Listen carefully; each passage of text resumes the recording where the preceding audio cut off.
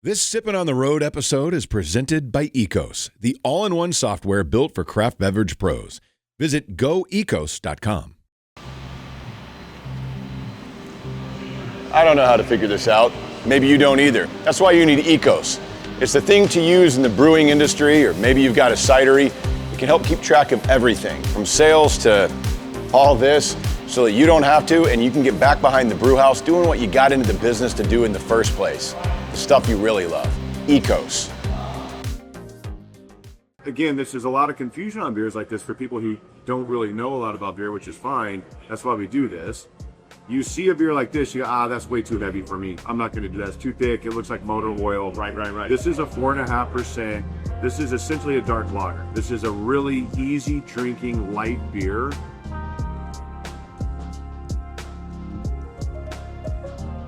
All right, welcome in. It is time for another episode of Sippin' on the Road. And today we are here right in South Dallas, really in the Cedars District, just on the backside of downtown Dallas. I mean, a couple of blocks south of 30, cut through downtown. And we are here at Autonomous Society Brewpub, where you will find Deanitude craft beer with my man, Dean Weaver, hanging out with me. And you guys have probably heard me talk about this on the show quite a bit. Autonomous Society is one of my favorite brewers in DFW. There's proof, a mug club member here. This is my mug. I love this place. I think Dean, and I've told you this many times, just brewing fantastic beer. Some of the best beer that you can have in DFW. And I run into people all the time. They're like, where is it? And so hopefully if you're watching this, you're going to get an idea of what I talk about on the show and why I would rank this as one of my favorite brews. But Dean, you know, man, always good seeing you. Love hanging out with you.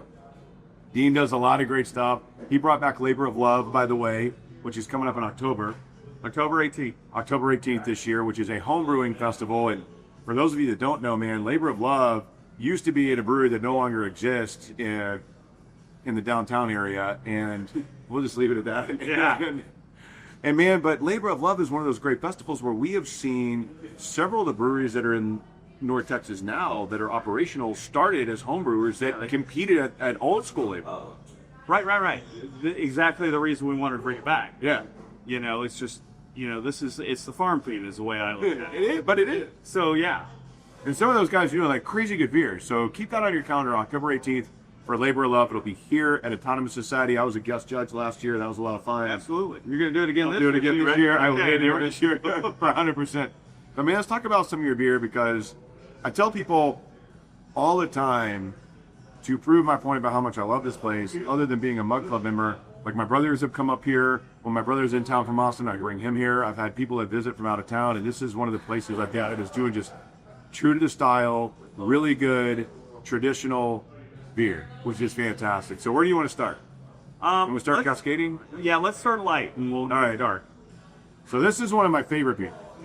I think this is one of the best pilsners that is being brewed in North Texas. This is Cascading Bavarian. So tell me about this beer. Okay. So this beer originated from some friends who gave me a bunch of Cascade hops, which I hadn't used in probably 20 years. Everybody was using it, and I just started hiring it. Yeah. So I was trying to think of a recipe to make with it, and then I tasted another friend's traditional German Pilsner. And I was like, I came back here, wrote a recipe using, instead of the traditional German hops, I used Cascade hops. Good. And so I did it toward the Bavarian style, which was a little softer mouthfeel. And that's where it got its name, Cascading Bavarian. Yeah. And you know that this is probably my favorite beer here. I love this beer. It's super light. When I talk about crushable beers, I mean, this is crushable, but like you're talking about, that Cascade kind of comes through. And Cascade, I mean, those of you that don't know beer, Cascade's one of the 4 C's of hops, basically out of the Cascade Valley up in the Pacific Northwest. Cascade hops that's why you didn't use it for 20 years, because everybody was using it. You saw it in everything for a long time. And it's funny because it feels like for a while people just got away from it because it was so prominent. And now you're starting to see more Cascade than... It seems like the last couple of years people are using Cascade again. It is really making a resurgence. Yes. You're seeing it a lot, and a lot of people are throwing it into hazy IPAs with some of the New World hops. And I mean, it's a great hop, but it just got so overused back in the 90s. Oh yeah, I just got through everywhere. Yeah. You know, so like, oh well. But again, this is one of those light, easy drinking beers. For those of you that are, I only drink big domestic style beers. This is kind of along those lines, where it's that light body, really easy drinking beer, 5.5%, right? 5.5%, if I remember right. Yep, 5.5%. So really easy, light beer, and Cascadian Barbarian for something like that, just clean. Really good beer for this time of year too. Yeah, and it still has the malt flavor to it, so it's nice grainy sweetness. Super. Delish. Very for brewing this. You bet. Because I love it. I love this beer, for real. Every time I come here, this is probably the one I go to first. And then let's move on, because we've got, we did this on the show. So those of you that listen to the show on the ticket, which I assume most of you do, thank you, by the way. But we had the Hefeweizen that you guys do, and this is Elderweiss. And Hefes are really interesting because I've said this before. This is the style that got me. I started when I got into craft beer, man, like 13, 14 years ago now, I guess. Belgian Wits and Hefes were where I started. Okay. And I liked that banana clove for whatever reason. It kind of blew my mind. For somebody that had never had a craft beer, you go back 14 years, when I had a Hefeweizen and I was like, what is this? Because that banana clove that's so prominent in these, I just loved those flavors and couldn't believe that you could get that in the beer. Right. Yeah, it's real clean. It's a nice flavor as long as it's balanced. You get the clove and the banana. Yeah. But one pushes further ahead of the other. It kind of is a little out of balance. But to tell you the truth, I brewed this beer when we decided to self-distribute and we had to get rid of everybody else's beer. I had never brewed a Hefeweizen. Really? Yeah, but you're so true to the style and so on point with how you brew that when you say that you're going to brew something, you know it's going to be true. Right. Well, the only thing that I wanted to change is, when I was in the Army, I lived in Nuremberg for 2 years. So I drank a lot of Weizen over there. And the thing that I always remembered is the soft mouthfeel. Yeah. For a Weizen, a Hefeweizen, a Kristallweizen, a Dunkelweizen, they all had the soft mouthfeel. And all the American versions that I tried, they were just too crisp. So I affected some water salts and really adjusted that to really pull that softness out and make it a little smoother, a little more doughy that you would expect. That's a good way to describe it. Yeah. Yeah. And so this batch is pretty close. It's not exactly where I want it to be. Well, this is pretty damn good. So if it's not close, that's interesting because this is really damn good. And that's, again, like you're talking about, the balance of banana clove is really what you want. Because sometimes you'll have one that's too banana, too clove. Right. I want that balance. And I think this is really solid. Yeah. Yeah, it's nice, but it still has the like doughy is a good way of describing. Yeah, you definitely get the doughiness from the wheat, and just adjusting the water salts to really soften that even more. It's helped. And Hefeweizen, for those that don't know, like Weizen means wheat in German. Correct. So it's like yeast wheat, the bigger translation. Yes, pretty much. Yeah. So you kind of get that, and you can tell like these beers are usually like not. I mean, it's clear, but not super as clear as a. Like, right. It's not crystal clear. Not like a Pillsbury. Yeah. And you can tell the difference in that. It's. I've said this before. Like again, some people they jump in and they start with the pills.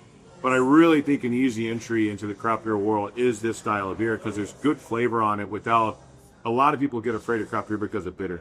Right. And this is not anything to do with that word.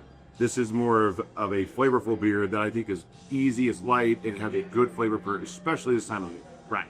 Really approachable for those of you that are like, I don't know about craft beer. Yeah. Hefeweizen is a good place to start. Yeah, we like to serve this in the traditional Weizen vase. So it's a nice tall glass. It really looks elegant. I mean, this is a dang good. It is. I mean, this is really, really good. All right, so we'll go to our next one here, which is this the Schwartz? It's the Schwartz. Schwartz beer. I don't know if anybody else in DFW is brewing one. There might have been a couple breweries that have done one before. This, in my personal opinion, might be the best beer you do. This is phenomenal. Thank you. It is. It's really nice. I mean, people that like a darker beer, but don't want it to be really heavy, this is a perfect beer because it's light bodied, nice and crisp. You get a subtle amount of roast to it, and it's just very full flavor. Right, and I think, again, this is a lot of confusion on beers like this for people who don't really know a lot about beer, which is fine. That's why we do this. You see a beer like this, you go, that's way too heavy for me. I'm not going to do that. It's too thick. It looks like motor oil. Right. This is a 4.5%. This is essentially a dark lager. This is a really easy drinking light beer that happens to look dark, but would be comparable to the Pils. It just has that dark malt in it, which gives it, like you were talking about, a little bit of that roasty flavor. So a little bit more of that flavor in it, but still, to your palate, it's still going to be a really light, easy drinking beer. Mm-hmm. If you wanted to, you could crush its beer. It's that type of body. Oh, absolutely. But the flavor on it's going to give you a little bit more roast. And I think, again, people, when you see a beer like this, your immediate thought is, it's too narrow. Yeah. And that's where learning kind of some of those styles like this, especially if you see a Schwartz beer, especially beans, drink it because it's light, it's easy, it's full of flavor, it's fantastic. I love it. Yeah, you were pretty ecstatic about it. Yeah, and the other deal is, somebody comes in here and they're not sure about a beer. Right. I'll give you a splash of it. Try it before you commit to a full beer. Yeah. And we've got Tom and Crispy. They love walking people through so they can find different flavors. Yeah, that's in their palate. One of the things I try to tell people all the time when we do this, we do it on the show as well when we do Just a Sip. It's okay to walk into a brewery and say, I only drink this light or whatever it is. Absolutely. And they would help you find a beer that they have.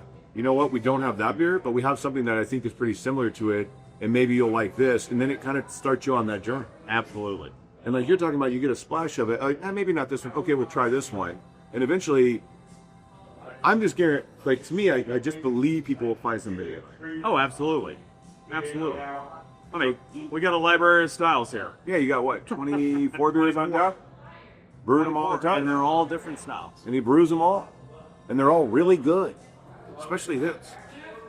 Because you don't see a lot of Schwartz beers. Right. When you see one, you're always curious about them. And this one is just on point. It's on point. So country. It's really nice. It is. It's a good, dark summer beer. And it's so light. Yeah. And to get that kind of flavor off a beer that light, it's just, I love it. All right, we'll move on. Okay. So up next we have, this is the Vienna Lager. Yeah. And this is the Akron Street Lager, yeah. Vienna lagers, again, I think when people think of lagers, if you know the difference, a lot of people think all lagers are this. And that's like kind of the point is there's different variations of lager that are still light, easy drinking, but can give you a little bit more flavor. Absolutely. Yeah. So you're not going to have with a lager, you're not going to have a lot of yeast flavors in it. It's real clean. When people say clean, that's usually what they're talking about. Is a lot of that yeast flavor is dropped out. So it's all the malt and all the hops there. No yeast byproduct. No, like if you look at some of these ales, you get a little bit of ester, some fruity, for sure, yeah. Where this, you don't. It's all malts and hops. And that's the beauty thing of this, because this gives you a little bread crust in it. Subtle caramel, but it's a real easy drinker, and it's a sleeper. People ride on this, and all of a sudden I'm out of it. It's like, oh my God, how'd I run out? So, and again, just an easy drinking, like you talk about that little, just a slight sweetness, get a little bit of that caramel, but it's funny because it goes back to kind of the Schwartz. When people see beers like this, for whatever reason, you think it's going to drink either hoppier or heavier than you think, and this is just a light, super easy beer. Because when you talk about featuring the hops and malt, featuring hops doesn't mean bitter. Now, there's different ways, as you know. There's different ways it can mean bitter, but in something like this, it doesn't mean that, you're featuring, I don't want anything that bitter. It has nothing to do with that. It has to do with the flavor of the hops. Absolutely. That can add different things, especially when, depending on what malt you want to use and whatnot, that give you the flavor, but we're not talking about things. Right. Or that's something that when we talk about hops all the time, there's so many hops, and when you get really into it like we are, you can see certain hops, and man, I love that hop. And it's not because I love the bitterness of the hop. I love the flavor that comes off that hop, or the aroma that comes from it. Absolutely. And that's where you get stuff like that. And then you get a sum of the parts with the hops and the malt combined. Right, yeah. Which makes it completely different beer. Fantastic, man. Dean, always, dude. Love hanging, love chatting with you. It's Autonomous Society. It's down here in the Cedars District, just south of downtown Dallas. If you haven't been, I am telling you, you got to come check it out because I think you're really going to love it. He's got 24 beers on tap. Fantastic. You cannot go wrong. It's Autonomous Society. Thanks for joining us. Sipping on the road. We'll talk to you next time.